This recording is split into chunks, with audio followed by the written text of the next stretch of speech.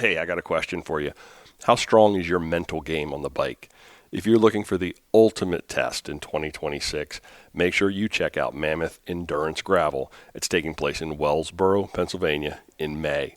It's an adventure through the stunning gravel roads surrounding Wellsboro. We're talking about 132 miles, 13,000 feet of elevation on some of the best hero gravel the East Coast has to offer. Whether you're gunning for the full 132 mile or the half mammoth, it's a bucket list ride you don't want to miss. And because you listen to Gravel Travel Dirt, we got a deal for you. Head over to Bike Reg, search the box for Mammoth Endurance Gravel, use the code MAGTD to save 10% on your registration. Now let's get on with the show. You're listening to Mid-Atlantic Gravel, Travel, and Dirt.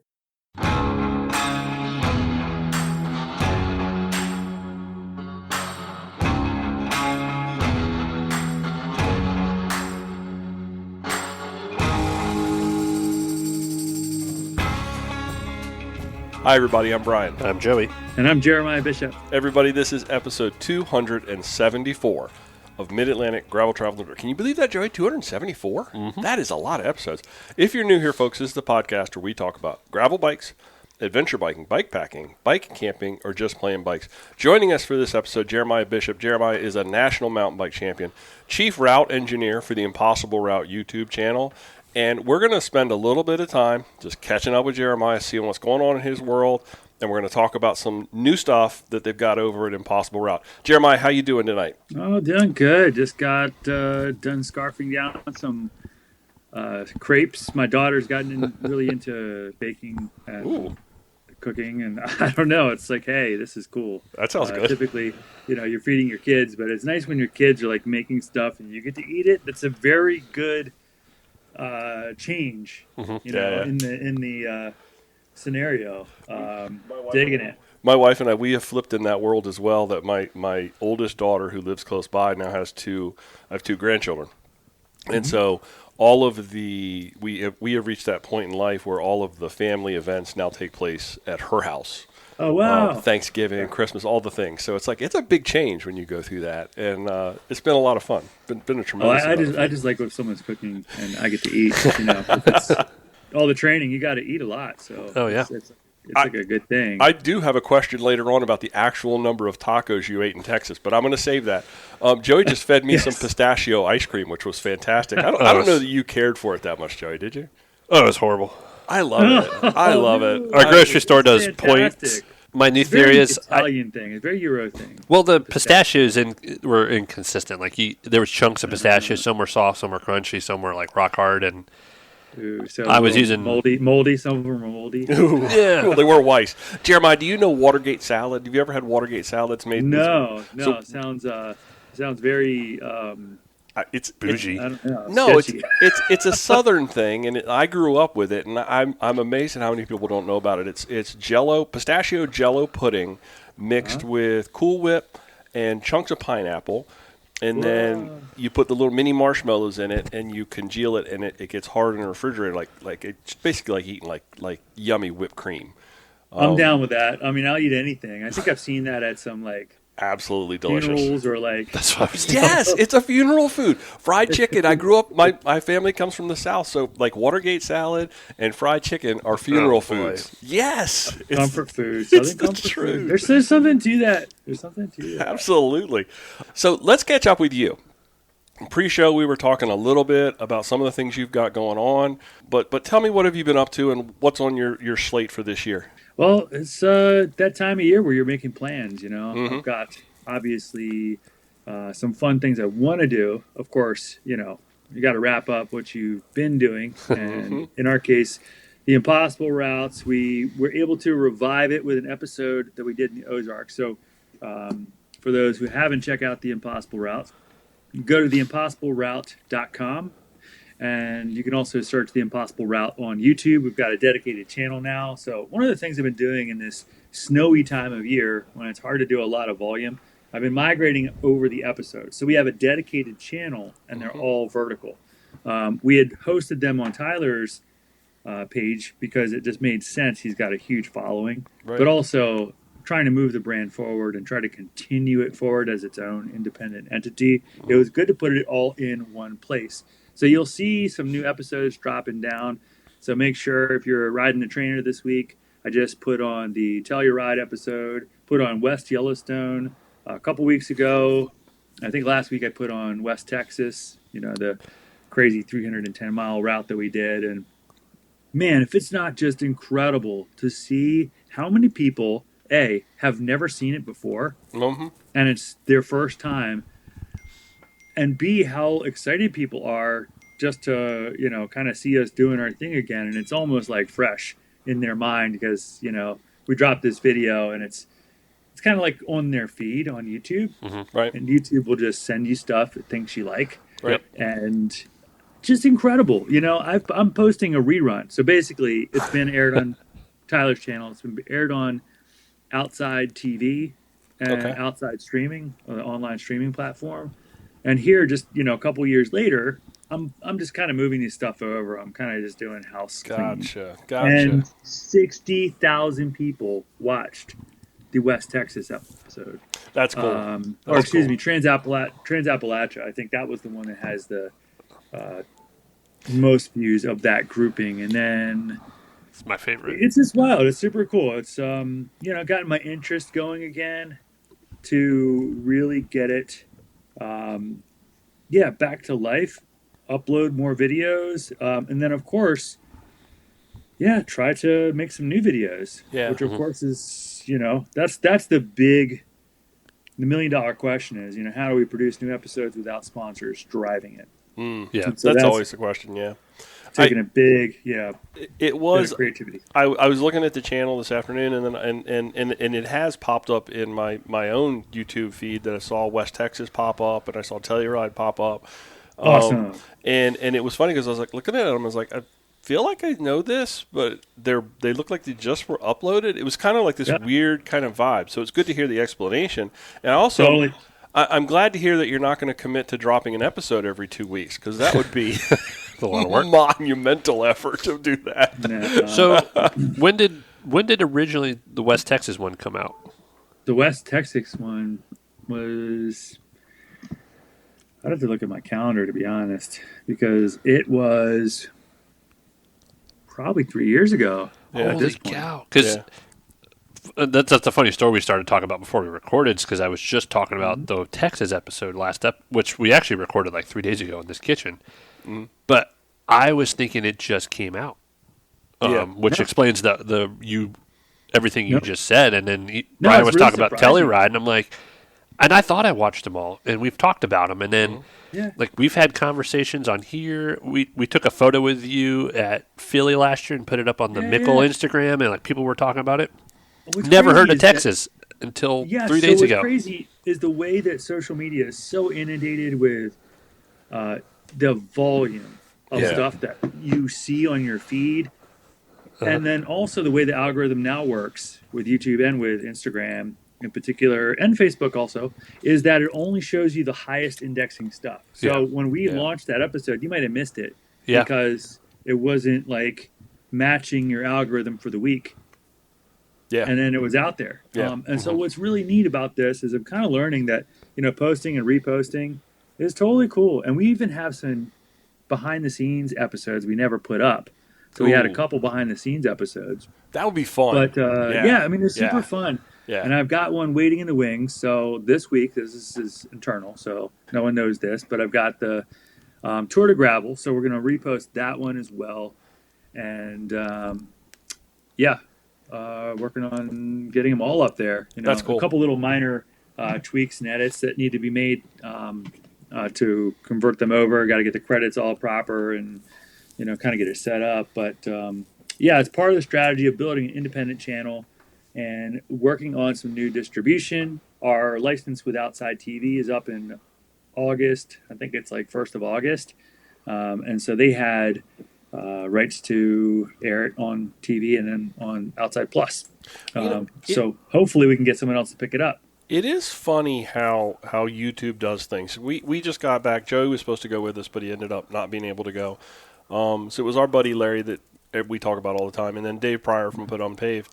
The three of us went down to Florida and did a little tour in Central Florida, 4 days that Carlos Bernard, the single track samurai, I saw that. put together. You know, and I dropped that video. We haven't done a video in I don't even know how long, Joe. It's been forever since we've done any video stuff. But I got a new drone. I wanted to play with it. I wanted to kind of like have a good time. And I dropped that video, and in the first day, it had 1,500 views.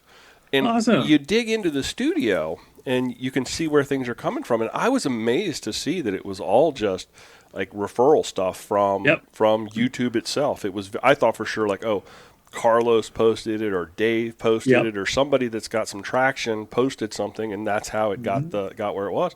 But not at all. It's like it was just straight up like people. It changes, yeah. So the way that they index it changes quite a lot. I think if I had done the same thing and posted long-term or long-form reposts before, it wouldn't have worked. But for some reason, they want more long form because they can sell more ads against it. Yeah. Because if you watch a little reel or whatever, a short, you're just gonna flick and go to the next thing, and it's hard to squeeze ads in there. But this long stuff is really good for them because they can just sandwich it and have an ad every 10 minutes or whatever. Yeah, I tried to adjust it so it's not, filled with ads. We originally had it ad free when we first posted it up, but I mean, there's just zero money in the payout unless you've got some ads. I wonder exactly how long YouTube is going to allow us to. I pay for premium, Joey. I think you pay for premium, so we don't see the ads. And I'm just wondering how long YouTube is going to continue to allow those X number of dollars per month, which are probably relatively small numbers compared to the ad dollars. I just wonder how long they're actually going to keep that and not force you back into the ad program, so to speak, for the consumer, for the consuming side of the content, because it just seems like I think I pay like $12 a month or something for YouTube Premium. And they'll probably just make the fees go up. I know how Google works. Yeah. Once they've got enough people willing to pay, they just increase it a little bit. Yeah. They decrease the payouts on our side, on the creating side. And it's just a challenge. It is what it is, I think. And all those things kind of conspired for, Tyler taking a step back. He's not posted anything on social or anything on YouTube in quite a long time now. A lot of people were asking, where is he? How's he doing? And I was like, I'm just going to reach out to him. And so I texted back and forth. I just called him last week, and he's doing great. He's actually in the best headspace he's been in a long time. Good. He's spending time with family, less time on social media, less time trying to impress people, less time, doing things that are taking him away from family. He's still riding a lot, still going to the gym, still staying fit, walks a couple miles every morning. But he's just locked in doing his web company, does web development, Complete Web Solutions. That's his gig. And, right now the bike biz is on the back foot, man. It's really, really a tough time. And, we were hunting for a new sponsor. Not the time to be hunting for a new sponsor. It's just, not at all, no. If you have a sponsor, you can hang on to it. Ted King with Cannondale, he's been able to hang on and continue to develop or deliver good value. But with Canyon retracting and taking it on the chin, that ended that relationship. And, it's just kind of the biz, it's the biz. So is Tyler still doing any video work? He's a very talented videographer, video editor. 100%. Okay, good. Really talented. Good. He's not doing anything, no. Oh, and I just spent some time going through some of the videos and watching them, and I know you guys have had crews out there. But you're also doing a lot of the camera work yourselves, especially in places where like the crews couldn't get to. It's pretty obvious, and I'm not ruining any magic because you very well disclosed that totally. You got a crew that's riding along with you. How distracting from the flow of the ride do you feel like the documentation and filming stuff like that? What does it take away? Does it add? That was my question. Oh, I'm sorry, Joey. No. It's like, if it's a 3-hour ride, does it take you 6 hours total? Because the filming is kind of what I want to know. Yeah. Absolutely. There's multiple parts to that. I think, the reality is that we need to capture. Otherwise, we don't have a film. Right. And so if we stop, we have to get the drone up. We have to wait till the drone's in place. No, we need another battery. Crap. Yeah. They bring the drone down. They put another battery in. We get the drone up. We get the shot. Okay, now we can go and rock and roll. And so there'll be a lot of times where we hammer along and we don't see the film crew for 6 hours. I'm not kidding. Yeah. So we do get plenty of riding. I mean, we get the duration of Leadville 100 before we see the crew sometimes. So wrap your head around that. Yeah. It's a long time. But when we do see them, we have to get some shots. Yeah. And that might mean we go all the way back down the hill because they missed the shot. And we turn around, ride the hill again twice. If you look at our Strava, there's actually some mountain bikes on there. If someone was nerdy enough to take a look at it. And we'll sometimes apart. even go off course because we got to get a cliff or an overlook or something really freaking rad to, get our shots for the film. And that's the movie making. All the expeditions are real. We don't, we're not filming in a traditional sense. If this was a Netflix production or a low budget Hollywood production, there'd be a shot list. You'd hop in the car, you'd throw some dirt on yourself, you pretend to get sweaty, and then you'd hop out of the car and ride 10 feet. Yeah. No, these are legit expeditions. We've got set rules. There's no pre-riding ever allowed. So we create these routes. The routes have not been done before. Segments of them are, of course, done before, like Telluride. Yeah. But no one has ever done that route before.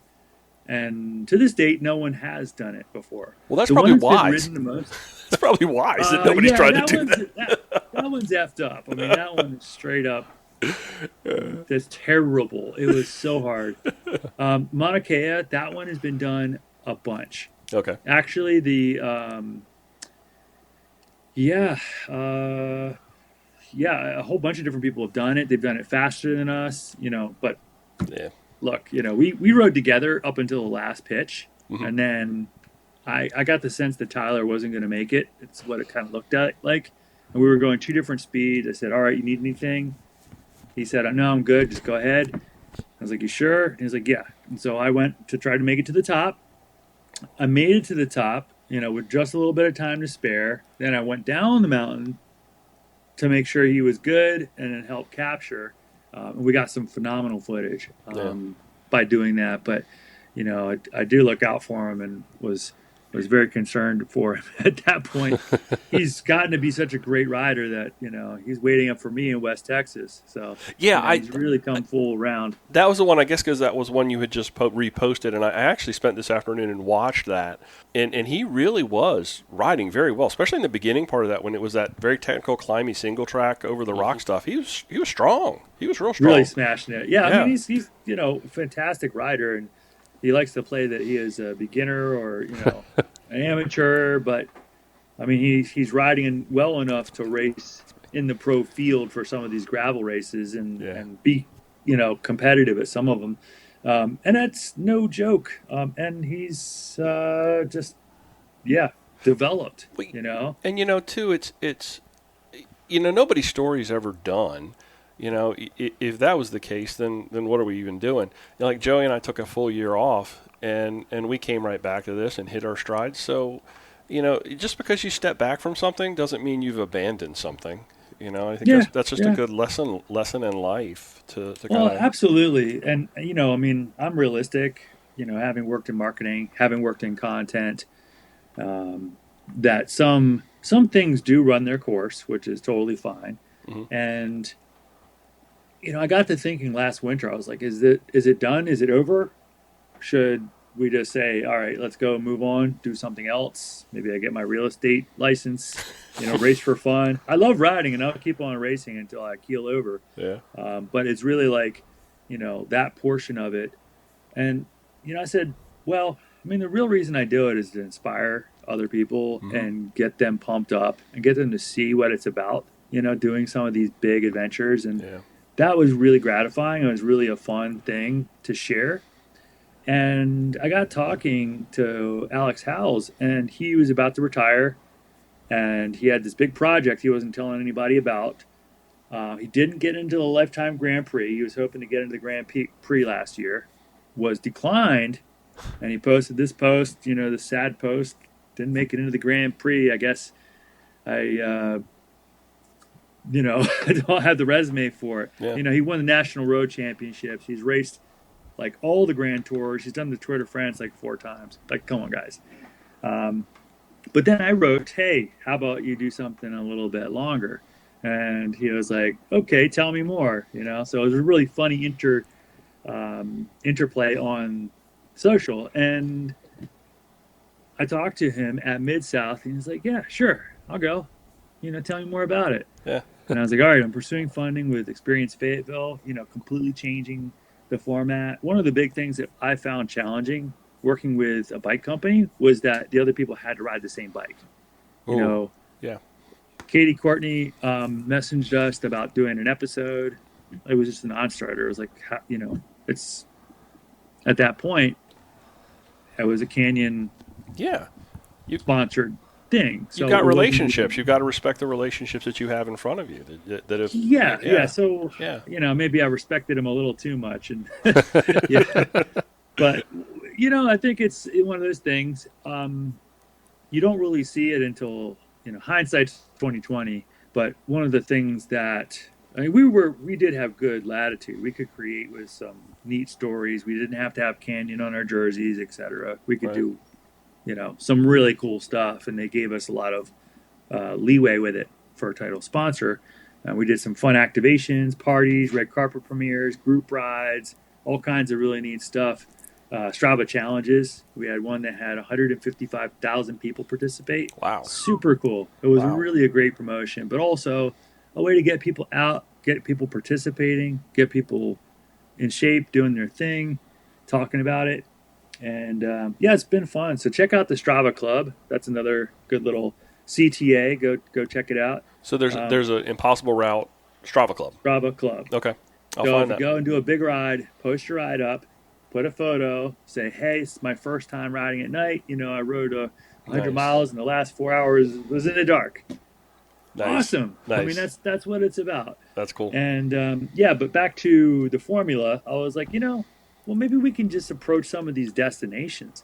We're going to all these amazing places. Why not approach the travel and convention and visitor bureaus? Flip the script. Yeah. So that's what I did. I reached out to Experience Fayetteville. They said, yeah, we're trying to promote this bike packing route network we had made. We built it, but how do we promote it? Right. And I was like, we got you. So the Ozarks episode is based on the longest route called the Ozarks Mega Loop. And if you want to check out this route network for the whole network, go and check out the Fayetteville Bikepacking route network. And it's on bikepackingroutes.org. Okay. So there's sort of 2 websites that sound similar. There's bikepacking.com, which is more of a commercial website. Right.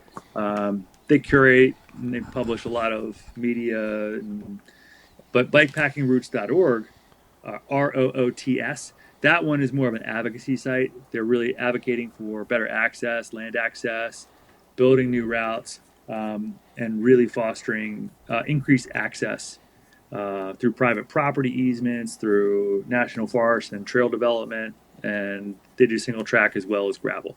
Bikepackingroutes.org. I'll make sure to put a link in the show notes so people can go find that. Yeah, it's fantastic. They've got routes all over the country, and we basically highlighted this route. We added some single track to make it more difficult. Okay. So we worked with the guy who promotes this terrible race called the Doom. And this guy, he wears like the scream mask, and scares the shit out of people. But Dr. Doom was my go-to on a route. And I said, hey, can you help us make a route that's nearly impossible? He was like, oh, yeah, that's right up my alley. Gotcha. Which was fun, because typically I do a lot of the route building. But this one I was like, hey, this is going to be, even more of a surprise for me because we don't really know how to play it. And we had these checkpoints. But some of the checkpoints might look closer, only 3 miles off the course, but it might be hike-a-bike the whole time. Okay. So he brought the Doom. He brought the Doom. Very challenging. Very challenging. And let me tell you, you know, those arcs are no joke. You know, very punchy, very steep.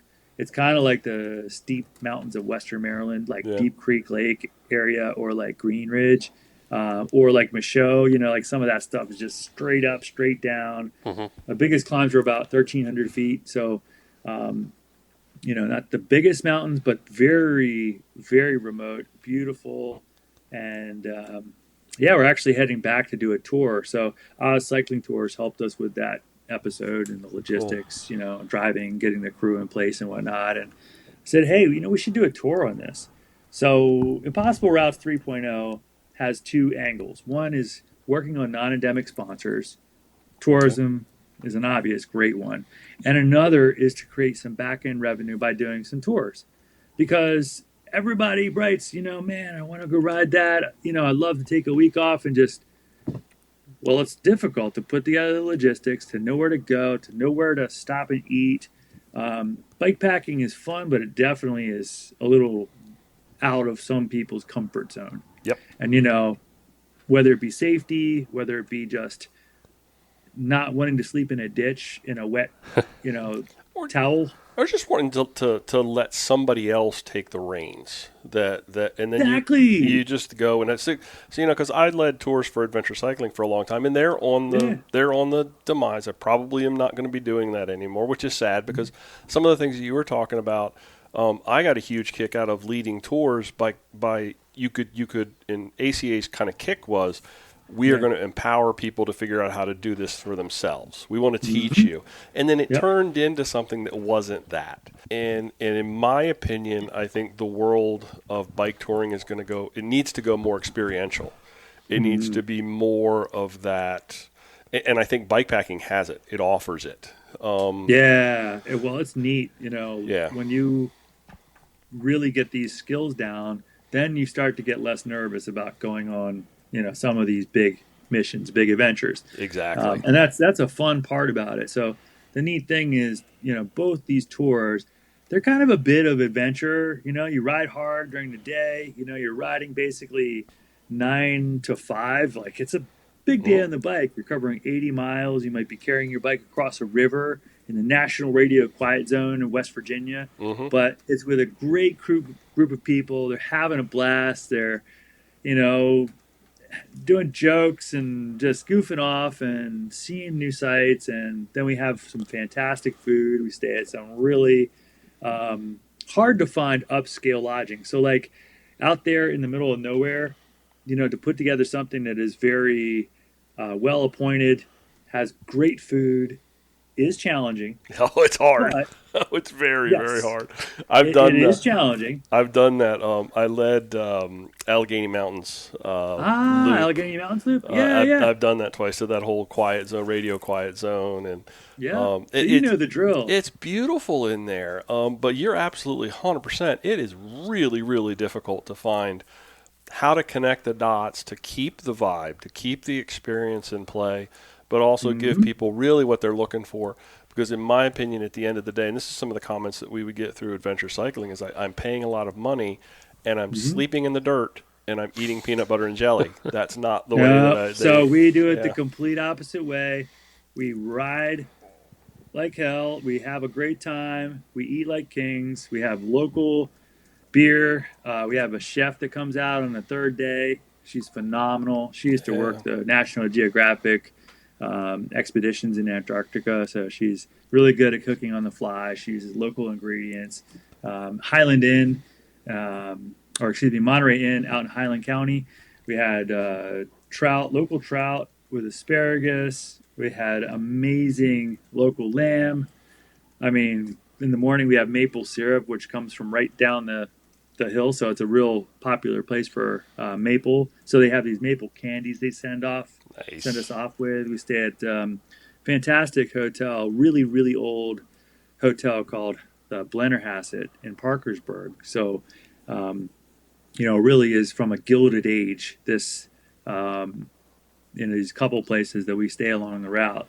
And yeah, it's really strange, you know, when I came across some of these places. But the history of it is the Stanton and Parkersburg Turnpike was an area where there was a pipeline of money coming through and whether it be tobacco traded from Virginia, and then there was oil and coal and minerals and Lumber was a big one too. lumber, and so all this stuff was coming back and forth. But they had these outposts and towns built around them, and you're in these little towns, like a little village like Beverly, and then there's like these gilded Victorian era like structures, and you're like, this is unusual, in the middle of West Virginia, middle of nowhere, but you have this filigree and scrolling on the corners of the buildings, and wow, if you go into the museum, it's just something. The Stanton and Parkersburg Museum is wild. So we stop in there and take a little look around. It's big part of the fun. See, I really think that's what people are after now. They're not looking for the death march. They're looking for an entire day full of that experience, and then at the end of it, they want something to be able to kind of relax with, and that's what kind of completes the picture, in my opinion. Yeah, absolutely. I tried last year, Joey. Was it last year or the year? It was last year. Or maybe the year before. I tried to do a weekend, a 4-day thing up in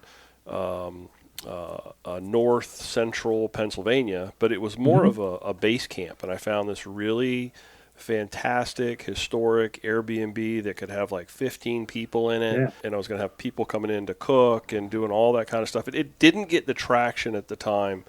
I think the timing was wrong on it for some reason, but I think people really like that kind of an idea too, where you've got sort of this really bougie base camp kind of thing, and you've got loops that go out from it, and you're supported in that. You're not out there by yourself. You've got, there's, if you need a SAG vehicle, if you need food, if you need water, there's going to be places for you to get those things. And then I got a good idea. Let's partner on one. I got it. Shenandoah County. We'll do the clover leaves, hit all of the best of the best, and between there and the Raw Talent Ranch, which is Jay Milvia's old place, there's a barn at the top of the mountain. All these classic routes. I mean, it could be a week long, and you'd have just a blast. The thing is too, that's a little bit more. That could be a much better like price point. So doing point-to-point tours where you have to have someone with emergency first responder training, you've got sat phones, you've got point-to-point lodging logistics to wrap your head around. It's tricky. It's an amazing experience, but two of those things in a year, that's enough. It, brother. I did that same year. I also did the Grayson County Traverse that they put together that David Landis did. I did a self-contained trip, and I think I had 6 people on that. And we went from Abingdon all the way to Pulaski, and a couple of nights of camping here and there, and then one night in a hotel. And it was fantastic. It was absolutely superb. It looked really cool. Low price point. Very low price point. No barriers to entry. But it took a special kind of rider to jump on that. And so we did that without any support. I actually ended up doing vehicle support on it, but because it was in the midst of all the New River Trail issues with the closures and the bridges being out and all of that nonsense. So we kind of had to side quest it a little bit and go a different direction, but. Yeah, nice both to have those some things. backup. Yeah, it is. Nice to have a little backup. Yeah, we had a lot of rain on last year's, or was it the year before? So we had brake pads going out and just, metal on metal, and someone that doesn't have brakes, that's a bad thing. It's like I just spent the weekend with our friend Larry who did Trans-Virginia. And I am dying for Larry to get on here because he had that exact issue. I think it was day 2. He lost front and rear brakes, and he spent. I heard about that. I think he spent like 3 days walking up and down hills. And he showed me a picture of his shoe because his only brake was to put his shoe down. And we were in Florida, and he says, "Look at this picture of my shoe." And literally, the heel of his shoe was gone. It was just absolutely just disappeared. So.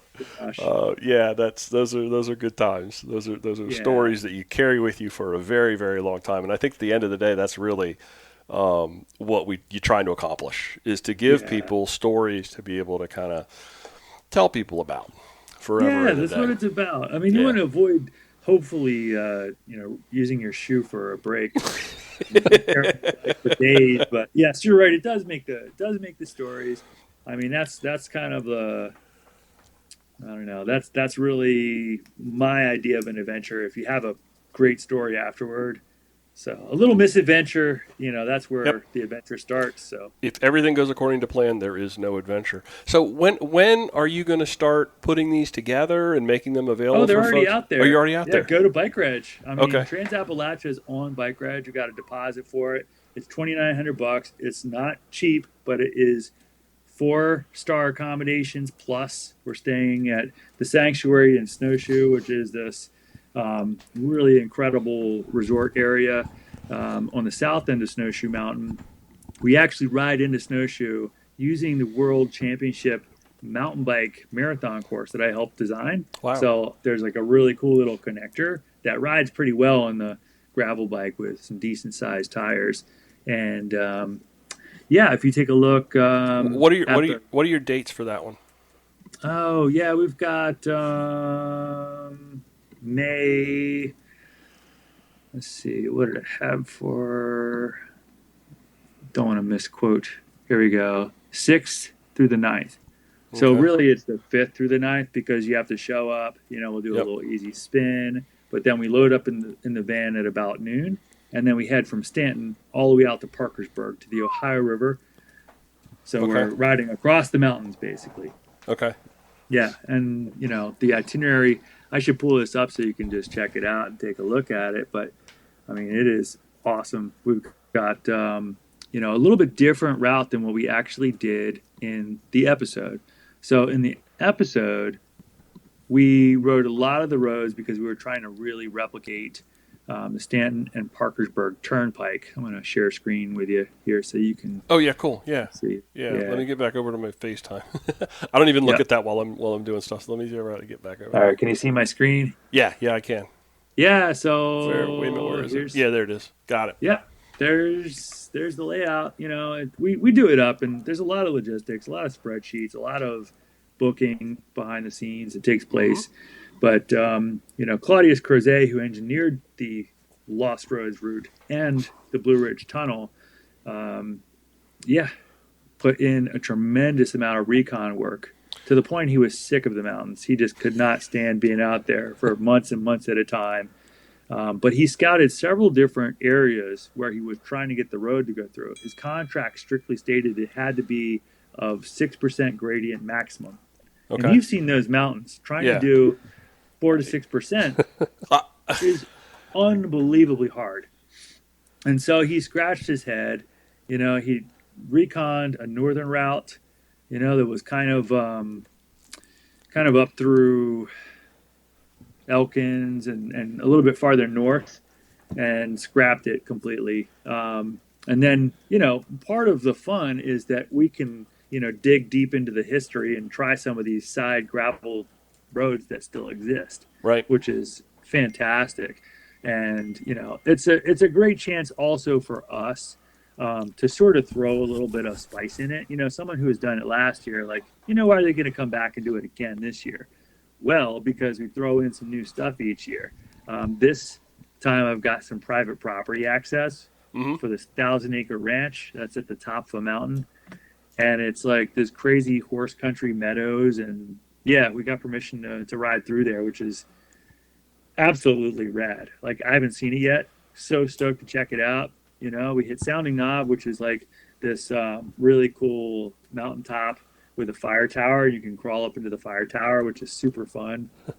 But it's full SAG support. We, have our diligence. We've got our sealant with extra tires, brake pads, fully trained staff. We have some cool stuff from swag from Eliel and Ridge Supply, Flow Formulas. I got these whiskey flasks, stainless steel whiskey flasks that are laser etched that have the logo on them for people that finish. And it's kind of just a wild time. So we try to keep it reasonable, and think we're trying to keep it below 100 miles for each day. So mileage is revised from what you see here. It's about Okay. 96, about 98, 97, 87 roughly. So yeah, kind of keeping it just between 85 and 100. But yeah, I mean, you've got to have the rain jacket. We have to pack light because of the point-to-point drop-off. Mm-hmm. And yeah, we have to start early. The cool thing too is that we've got this, SAG vehicle. So like one guy that came and his campy brake pads ran out. We couldn't find campy brake pads. I said, hop on this bike. I brought an extra bike. Yeah. Yeah. So cool, but yeah, like the highlight reels that you'll see from last year, check it out. They're on the Impossible Routes Instagram page, and you kind of scroll back and you'll see, Okay. some of the crew, and we're all laughing and having fun. A friend of mine's a professional musician, Trent Wagler from the Steel Wheels, and he plays acts all over the country, and he heard that we were putting this thing together, and he's like, hey, I got an idea, maybe I'll ride with you guys for a day and I'll surprise you and play banjo at the top of one of the passes.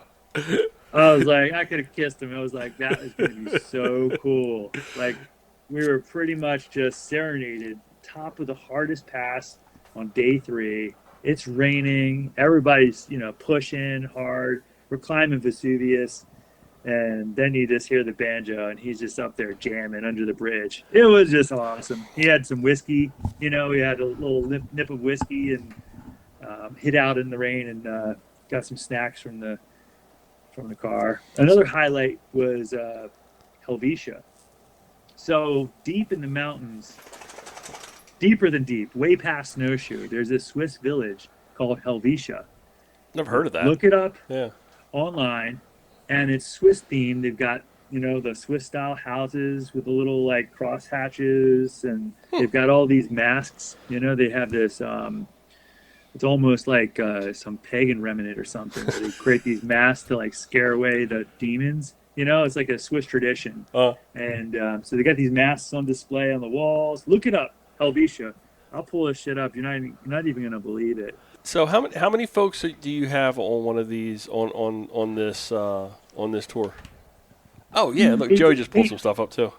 8 to 10. 8 to 10. And how many spots have you still got available for this coming year in 2026? It's May. I didn't look. I know we've got 4. I talked to a guy this morning. He's got 2 people coming.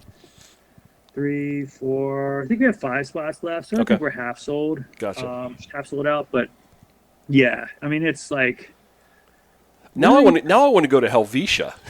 Oh yeah, you do want to go to Helvetia. Trust me. I'm sure there's listeners out there that are screaming like, "You never heard of Helvetia? Why don't you go to Helvetia?" I want to see that. Joey's holding up his screen too, going, "Look at this." Yeah, dude. Look at this. The masks and the Yeah. Oh, that's fantastic. I kid you not. We are riding up the hill on the way out of Helvetia. We had just experienced the town. They had some local cheese, She made us like some ham and cheese sandwiches on the griddle. Like it took freaking forever. But I mean, we ate like kings. We had been we do all of our lunches out of the back of the truck typically. We have a table and whatnot, and we do it upscale. We've got croissants and prosciutto and fruit and the normal bike type stuff. But stopping there was a kind of a special treat. You have soup and like a ham sandwich, and you kind of look at the whole post office and look at the maps and pictures and masks and whatnot. Well, we're leaving and riding out of this village, and we pass this little inn in Helvetia, and the place doesn't even have a website. It's like the Helvetia Mountain Lodge or something, and it's all Swiss themed. And this lady comes out, and she's like yodeling across the valley,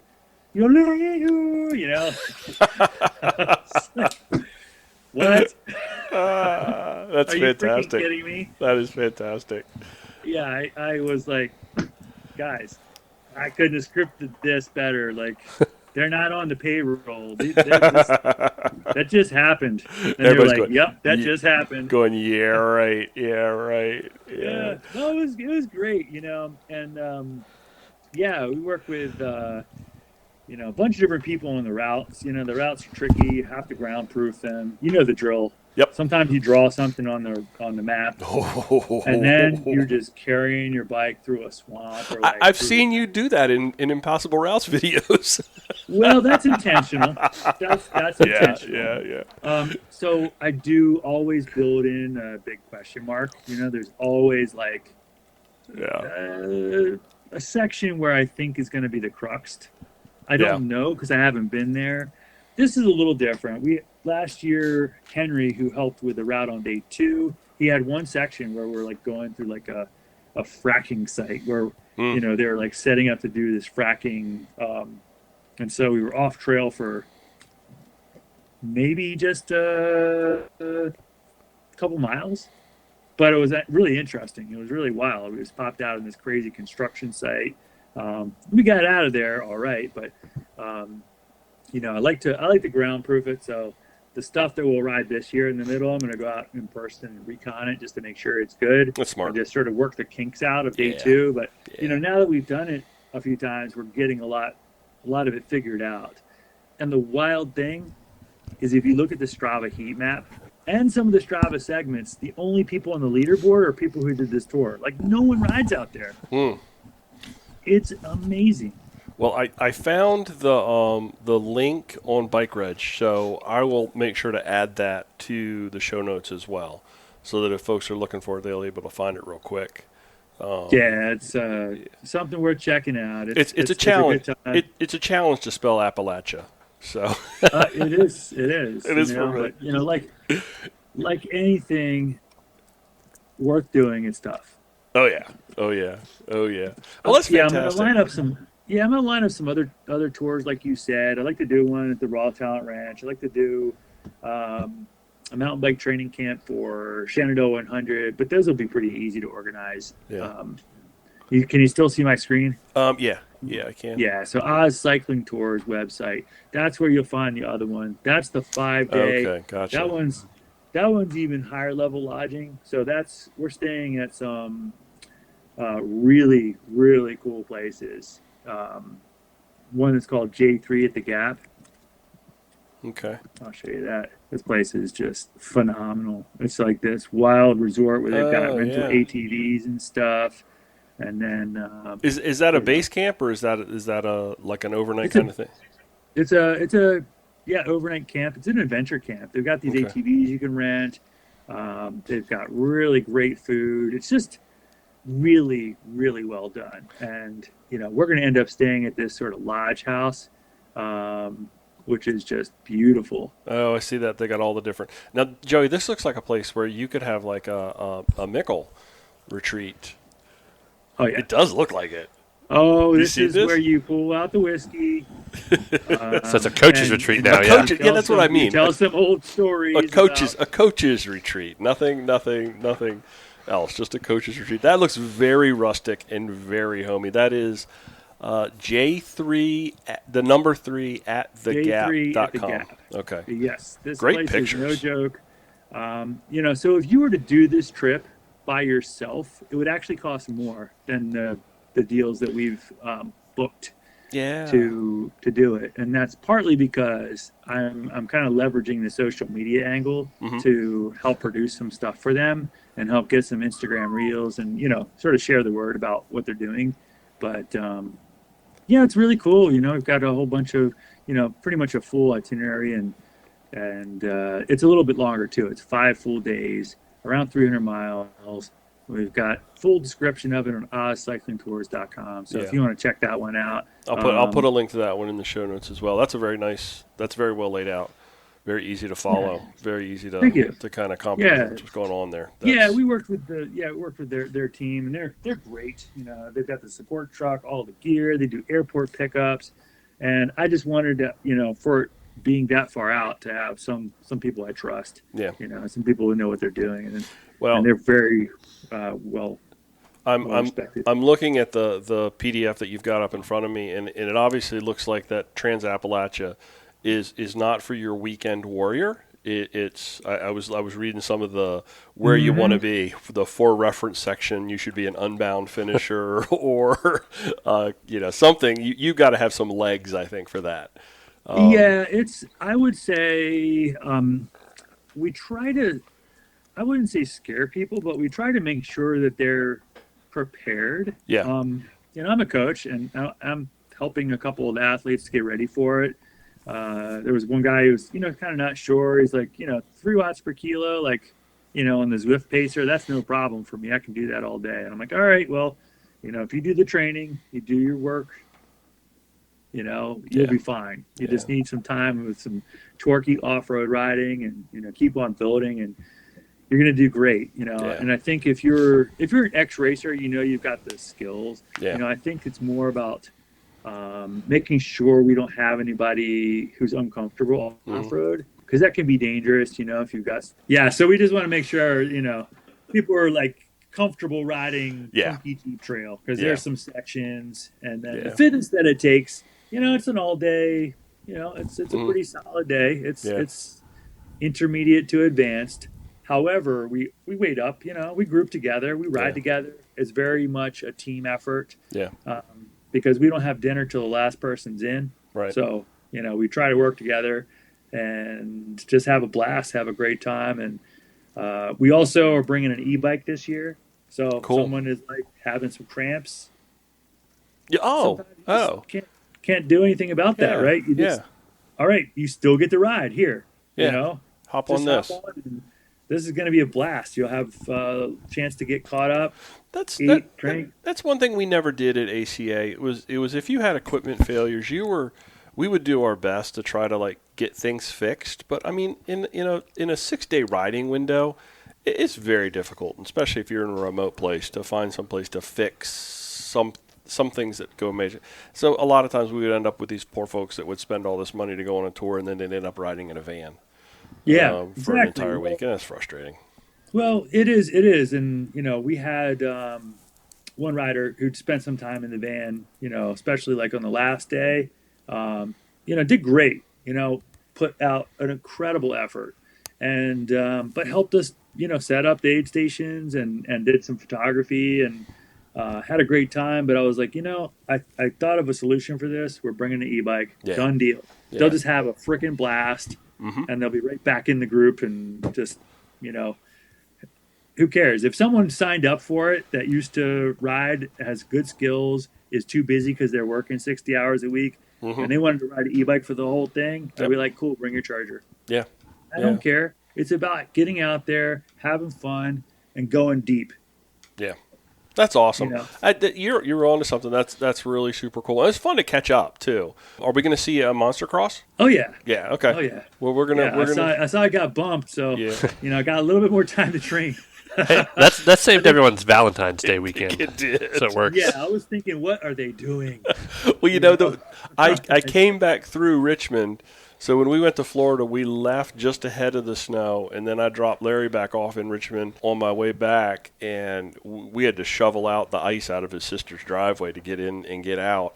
And I thought about it at that point. I was like, how in the world are they going to pull this off? Because I knew exactly. She's right close to Pocahontas. And I was like, there's no way they're going to have people on bikes in there in just a few weeks. That's not happening. So I haven't seen a stretch this bad for training in the Mid-Atlantic in a long, long time. And I've been around. Yeah. But, I think it's just, you have to just lean into it. Winter is beautiful. I've got some spikes on my shoes, so I take the dog out. And, if you've got the, little cat tracks for your shoes, it's no big deal. Get some hiking in, ride Zwift for an hour, go to the gym for a bit, whatever. Sometimes it's nice to look forward to the spring and see the flowers and just go, oh my God, it's freaking amazing. We're going to deserve them this year, I think. It's going to be so good. Also think about this. This cold winter and all this ice, it's killing all those mosquitoes and ticks and all those nasties. So there's an upside. And maybe lantern flies, maybe it's killing those that would be lovely. Yeah. That would be fantastic. Hey, you want to do some this or that's, Jeremiah? Let's jump in. You're our guest. I'm getting back into the swing of this, Joe. There you go. It took me a little time to get back into the swing. You're our guest, so I'm going to hand it off to you first for an answer. Then Joey's up, and I'm going to bring it home. First one up, since I just picked these two because they were the last two that you posted on the channel. Texas or Telluride? Ooh. Telluride, but just for the scenery. Okay. The riding was better at Texas, but the Telluride, it's just vicious amounts of walking. There's also something very special about the colors at elevation. I think, in my opinion, is different. Joey, and I guess we have to approach it from never done it at all. Well, I've ridden in Texas, but not. I've been in Telluride, but I was a mechanic. But I'm just thinking about from the perspective of which one would you rather go see and do. I think is the from my couch watching the YouTubes. Texas looked like it was like part of the moon. Texas looked awesome. It was pretty neat. It was special. The stars at night. I'm going to send something special to you guys. Any of your viewers are welcome to take a look at some of these media assets, but I've got a whole Google Drive that's got about 70 grand worth of photography on it. Wow. And you guys are welcome to dig through there and take a look at it. Don't delete it. I want to see, yeah. Yeah, please don't delete anything. We won't share it with our listeners. Sorry, folks. You can share with the listeners. I'll just make it view only. Yeah, I would say just adjust your settings. Yeah, it is. That would give Joey a serious fix because he's off socials now, and so I got on today. Yeah, well, you're mostly off socials. Yeah, and to be able to look at pretty pictures, that's why I wanted socials in the first place. Exactly, I think that's why we all wanted it. So. No, Texas just looked like it was so cool. I'm going to pick Texas as well because there's tacos. Check out some of the photos. Like if you open up the Texas photos, you'll just see these crazy magenta sunsets. Really neat shots with the lighting. So the light was shining, like the red light was shining off my face. And Alex Roscoe got in the back of the truck, and you got this like crazy red light. Can you open this up and take a look at it? I mean, we need to describe to our viewers. There we go. Kind of what we're looking at. Do you guys both see it? Let's see. What am I looking at here? Did you send what are we looking at? Joey, where am I looking? Hold on. I got it on my computer. I was been in my show notes. Joey's got it. Joey's got it. Cool. Joey's got it. Well, I would pick Texas as well, just simply because, I've spent a little time in Texas, and I love the country down there. Yeah. It is gorgeous. Fantastic. Oh, look at all of that. Oh, yeah.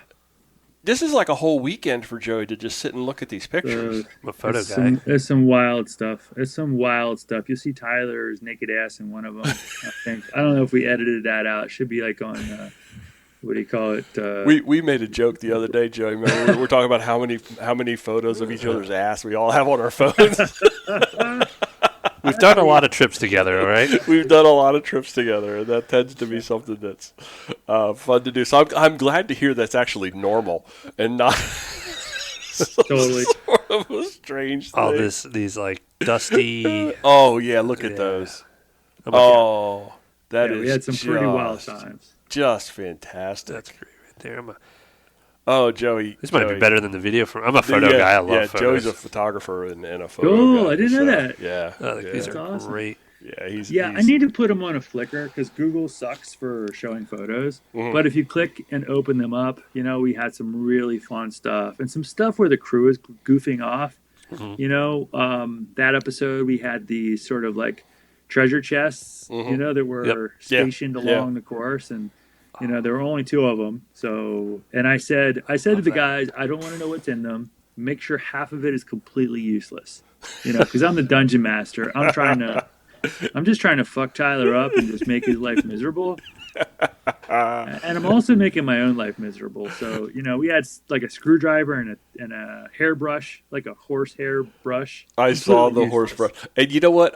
Since I just did a fresh rewatch, the best scene in the whole of the Texas was Tyler falling asleep while eating a peanut butter and jelly sandwich. I just went past that photo. So. That was so hilarious because you could see it. He just like kind of bonked out and then kind of pulled back up, and that was funny. It's just wild out there, and to have a chance to look back through these memories, it makes me really nostalgic for just some of the stuff we would do. We were scared shitless. I'm not kidding. We were really pretty nervous, and it comes across in camera. We do have tension. Yeah. And it's just a real part of, trying to put something together that's really this difficult. And that's one of the reasons that I do the videos from our trips is I really love going back and sort of reliving that thing. And I've always thought that tour operators miss the mark a little bit that you really should have a photographer or a videographer, even somebody that's out there that's documenting the trip for the people that have paid so much money to go for this trip, and at the end of it, you have something that they can go and look at and share that really documents that whole experience for them, so that they're able to live in the moment as opposed to having to live behind a camera, always having to be like, I have to take my own pictures. Oh, that's gorgeous. It's like our GTD jersey. Yeah, Joe just pulled up with the orange sky with the gradient up to so the blue. Beautiful. Yeah, that's probably my favorite. We used that for our banner stand for the premiere. Yeah, and it was really, really cool. I'm going to send something else to you. So speaking of that, what we did last year was we sent. We did get some photos of the crew. I mean, it was mostly just me and Diego that were taking photos, but we put them in a Google Drive so folks could remember it, so they could just, We always would try to do that. We would create a Google Drive to give our participants the opportunity to put their own photos into it to share it with everybody else. Exactly. Yeah, you can see it. Yeah. But man, something about having somebody that can professionally knows what they're doing, that can document that, and then share it with them, even if it's just privately. Agreed. It would be a very, very. I don't know of any tour operators that are doing anything that's close or anything like that. I haven't. I'll reach out to Grant. Yeah, that I'm pretty would decent with a camera. Diego is, he's semi-professional photographer, so he pulled together some pretty cool photos. It's not to the level of the stuff that we did in the episode, but those were obviously very expensive. Yeah. But it might be kind of thing. I could reach out to Grant's Graham, see if he'll want to come out and help us shoot for a day or two. That might be kind of fun. But yeah, it'll be good idea to continue that. I think that's fun, and we can post stuff up on Instagram. And you were talking earlier about the struggle. I used to do some of the drone with the older, and when I say older, we're talking about 3 or 4 years ago, drones where it was very difficult to fly. The new hovers. Those little guys are, and that's what I got for Florida. And it's it's just so nice. They're really good. They're amazing. They're so simple because it didn't interrupt. It never seemed to interrupt the flow of the adventure side of it, because it was so easy to just pull out of a bag, hitting a button, telling it what to do. It does it. It lands in your hand. You fold it back up, and you're going. I just loved the simplicity of it, and it was phenomenal. So get some stuff that you can remember. Yeah. And also I think it's nice because it fits in your pocket. So it's so nice. The drones that we have are just like they're little airplanes. Yeah. Some of them you need an FAA license for ones that are over 250 grams. Yeah. Yeah. These are shooting so those episodes small. is challenging too because we have different airspaces that we're dealing with. So whether it be like you probably had a lot of permits to do with flying drones in like Big Bend and we didn't places. Actually fly in the national parks. Okay, so gotcha. That's how we got around it. Is I said as soon as we hit this line, no drone. Yep. So you get the Insta360 on a 30-foot stick. Yeah. It's just like a drone from behind. You can't tell. You know what? That's exactly what I shot with in Florida. I had an Insta360. I had my little hover, and I had 2 GoPros. And you let them fly. And honestly, I think some people get too hung up on trying to get the right image. And I think that's where that professional side of getting a shot list together and doing it like that.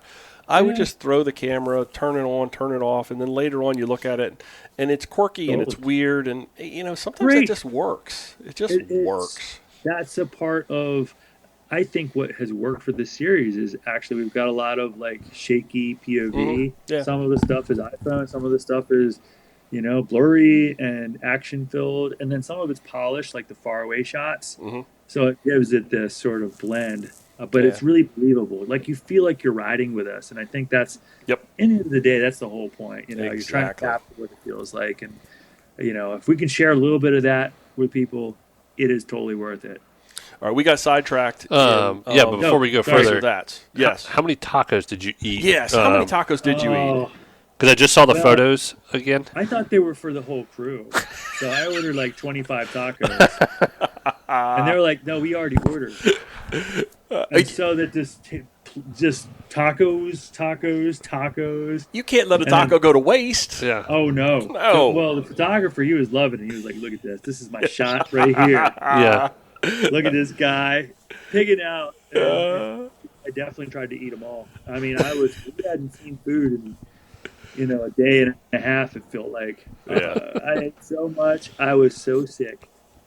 So we'll sick. go with 17, maybe 17 plus, Joey. How's that? I'll do. I probably yes. So I took a bunch of them and rolled them up and put them in my top tube bag to go. Mm-hmm. We talk about the burrito and the taco are literally the best bike food because it's already wrapped up in a little piece of foil. You just stuff it in anywhere, cargo pocket. Tater tots. Yep. Tater tots are good too, but you have to have a bag. Tyler just dumped them into his bag with all the dirty bike stuff, and they just disintegrated into like mush. Fantastic. A lot of mistakes were made. A lot of mistakes. Okay, second this or that. And this one is a spur of the moment. I just came up with this, and I'm going to forget already how to say it. Ride ugly gravel wearing a Helvetia mask or wearing a long Helvetia cloak. Oh, I saw the pictures. Totally. The mask. Mask, yeah. The mask. Masks are cool. Yeah, cloak would actually be a mess. It looks like they have a party day for it. Yeah. And everyone participates. I would want to wear the mask and the cloak. That would be fantastic. I don't know what they got going on there, but it's special, and you have to check it out. It did look like a lot of fun, and there's definitely some of that in my future. Third one, technical East Coast rocks or fast, flowy West Coast single track. Well, I've got plenty of East Coast rocks, so I don't know. I'm just gonna say, all right, East Coast rocks. Go with what you know. Yeah. Getting back into the mountain bike, I'm leaning into it, and I've got some fun trail expeditions coming up, not to spoil. Cool. Joey? Oh, man. I read this one off, and I didn't even think about my answer. You do that all the I time. rode with John a lot this year, and I severely hurt myself trying to keep up with that guy on rocks, but I have so much fun. Well, rocks are hard. Like, that guy makes me want to ride rocks better. So I'm going to pick rocks. You're going to pick rocks. It's a whole different skill set. I don't do much mountain biking anymore. I really don't do any. I had to give it up, kind of. But in the day, I loved that fast, flowy stuff, and I loved it. I loved it a lot. I think and I don't want to say this, especially because Jeremiah's on here. He's an accomplished mountain biker, but I feel like you can hop on fast, flowy, and do well. Mm-hmm. But you can't just hop on rocks. Maybe that's what it was. Yeah. I'm not saying you can do well. It's an acquired taste. It is, yeah. Okay. It's an acquired taste. But once you get a taste of that puzzle and you master it once or twice, you're like, whoa. Yeah. Whoa. I do remember I was down in North Carolina outside of Boone, and I think one of the very first rock sections that I ever cleared, and it did at the back end of it, you do feel like you've done something. There's a very, very big sense of accomplishment for riding such a short space of I'm going to get you to ride Deep Creek with John Posner this year. Okay. I love it. It's fun. Joe, you got a point. It's very rewarding in sort of a different sense. You could be traveling a mile or 2 miles, but it's like you're in this game space. Yep. So it's a very different thing. Yeah. Well, last this or that before we wrap it up. Old school hardtail or a modern full suspension mountain bike? Full suspension. Yeah. Joey. Oh, I'm gonna my back does not like the old school anymore. No. It's just technology's great. Technology's fantastic. It was a good question, but yeah, it is a good question. It's fun to look back at the old school stuff. Now, what it would be for fun doing wheelies though, the hardtail is by far, yeah. See, this could be an element of a possible route 3.0 or 4.0 where you start to do some of these things on the wrong bikes. Absolutely pick the wrong bike to go do some things. So throw an old school hardtail. That didn't get much acceptance there, Joe. No, there's still love for it in the world. We're already doing that. We're already bringing the wrong bike to the shooting match. It's pretty much inevitable. You can't really know if you're riding a route blind. So my thought on a real twist would be if we do a running episode or an episode in which it's like 50-50. That actually is interesting. Yeah. Like you get to a mountain range, but you can't ride it anymore, and then you just ditch the bike, lock it to a tree, and finish. Or I don't know. Or you have somebody or you have like when the folks that do like Arizona Trail, you have to carry the mountain bike through the Grand Canyon. I thought about that. Yeah, it would be so freaking amazing. that would be so cool, and it would be a good crossover.